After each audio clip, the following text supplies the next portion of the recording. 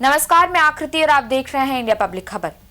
UP की राजनीति में इस वक्त की सबसे बड़ी खबर है कि प्रदेश के अगले बीजेपी अध्यक्ष होंगे पंकज चौधरी।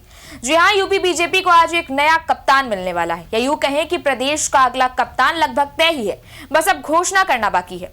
केंद्रीय राज्य मंत्री पंकज चौधरी के नाम का आज औपचारिक ऐलान होने वाला है। यहाँ बताते चले कि यूपी बीजेपी अध्यक्ष पद के लिए नामांकन प्रक्रिया में एकमात्र उम्मीदवार पंकज चौधरी ने कल यानी कि शनिवार को अपना पर्चा दाखिल किया था, जिससे पंकज चौधरी का निर्विरोध प्रदेश अध्यक्ष चुने जाने का रास्ता साफ हो गया। पंकज चौधरी उत्तर प्रदेश के महाराजगंज लोकसभा क्षेत्र से 7 बार के सांसद हैं और उन्हें दूसरी मोदी कैबिनेट में केंद्रीय वित्त राज्य मंत्री बनाया गया था। वो कुर्मी जाति से आते हैं। चौधरी का राजनीतिक करियर स्थानीय स्तर पर शुरू हुआ था, जब उन्होंने 1989 से 1991 तक गोरखपुर में नगर निगम के सदस्य के रूप में काम किया। इस दौरान उन्होंने 1 साल तक नगर निगम के डिप्टी मेयर के रूप में भी काम किया। बाद में उन्हें गोरखपुर का डिप्टी मेयर नियुक्त किया गया। ऐसे में इस समय में जब बीजेपी 2027 के विधानसभा चुनावों की तैयारी में जी जान से जुटी है, पंकज चौधरी की जिम्मेदारी बेहद अहम हो जाती है। हालांकि उनका राजनीतिक अनुभव लंबा रहा है, लेकिन संगठन की कमान संभालते ही उनके सामने कई बड़ी चुनौतियां भी खड़ी होती फिलहाल नजर आ रही हैं।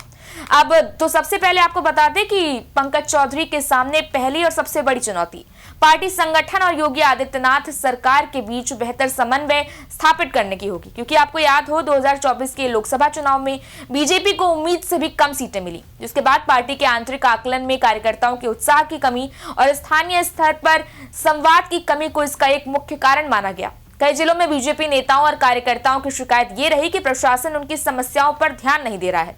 ऐसे में पंकज चौधरी को सरकार और संगठन के बीच जो ये कम्युनिकेशन गैप है, जो काफी समय से आप देखें तो ऐसे ही चला आ रहा है, उसको भरने के लिए कहीं ना कहीं उन्हें एक ब्रिज की तरह या एक सेतु की तरह कहीं काम करना होगा। जाहिर है यूपी बीजेपी के नए अध्यक्ष यानी कि पंकज चौधरी पूर्वांचल के गोरखपुर से आते हैं। वो इस पद पर भूपेंद्र चौधरी की जगह ले रहे हैं, जो पश्चिमी यूपी के जाट ओबीसी नेता थे। पश्चिमी यूपी में राष्ट्रीय लोकदल यानी कि आरएलडी का प्रभाव लगातार बढ़ रहा है और ये बीजेपी का सहयोगी दल भी है। ऐसे में पश्चिमी यूपी के नेताओं और कार्यकर्ताओं को साथ लेकर चलना और रीजनल इंबैलेंस यानी कि क्षेत्रीय असंतुलन की धारणा को खत्म करना पंकज चौधरी के लिए एक बड़ी चुनौती रहने वाली है। खैर, कुल मिलाकर अगर नजर डालें तो 2027 के विधानसभा चुनाव पंकज चौधरी के नेतृत्व की असली परीक्षा होंगे। हालांकि इससे पहले 2026 के पंचायत चुनाव भी हैं, जहां टिकट वितरण को लेकर असंतोष और बगावत की आशंका हमेशा रहती है। ऐसे में बड़ी संख्या में टिकट के दावेदारों को संतुष्ट रखना और पार्टी के भीतर एकजुटता बनाए रखना उनके लिए बड़ी चुनौती होगी। इसके साथ ही योगी सरकार के खिलाफ किसी भी संभावित एंटी इनकम्बेंसी को संभालना भी उनकी ही जिम्मेदारी होगी। गौरतलब है कि पंकज चौधरी 7 बार सांसद रह चुके हैं और करीब 35 वर्षों का संसदीय अनुभव रखते हैं, लेकिन संगठनात्मक स्तर पर उनका अनुभव सीमित ही रहा है। राज्य स्तर पर उन्होंने पहले कोई बड़ा संगठनात्मक पद नहीं संभाला। बीजेपी और आरएसएस के कई वरिष्ठ नेताओं की तरह उनका जमीनी संगठनात्मक नेटवर्क पूरे प्रदेश में उतना मजबूत नहीं माना जाता। ऐसे में प्रदेश भर के कार्यकर्ताओं से सीधा जुड़ाव बनाना भी उनके लिए काफी चैलेंजिंग रहने वाला है। आपको बता दें कि पंकज चौधरी कुर्मी समुदाय से आते हैं, जो यूपी की ओबीसी आबादी का एक अहम हिस्सा रहा है, और ऐसे में बीजेपी ने उन्हें अध्यक्ष बनाकर समाजवादी पार्टी की पीढ़ीय राजनीति यानी कि पिछड़ा, दलित और अल्पसंख्यक की जो राजनीति है, उसे कहीं न कहीं सीधी चुनौती देने की रणनीति अपनाई है। लेकिन इतिहास गवाह रहा है कि कुर्मी समुदाय का वोट जो है वो कभी एकजुट होकर किसी एक पार्टी के पक्ष में नहीं रहा है। 2024 के लोकसभा चुनाव में इस समुदाय का बड़ा हिस्सा सपा कांग्रेस गठबंधन की ओर गया था।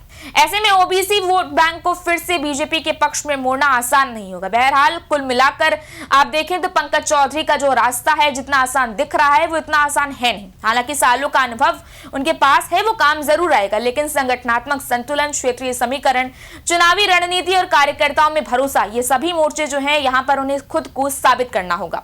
खैर, अब ये तो आने वाले 2 साल ही तय करेंगे कि वो इन चुनौतियों को कितनी मजबूती से संभाल पाते हैं। इस बारे में आपकी क्या राय है, आप हमें कमेंट सेक्शन में जरूर बताएं। वीडियो को लाइक करें, शेयर करें, चैनल को सब्सक्राइब करें। शुक्रिया।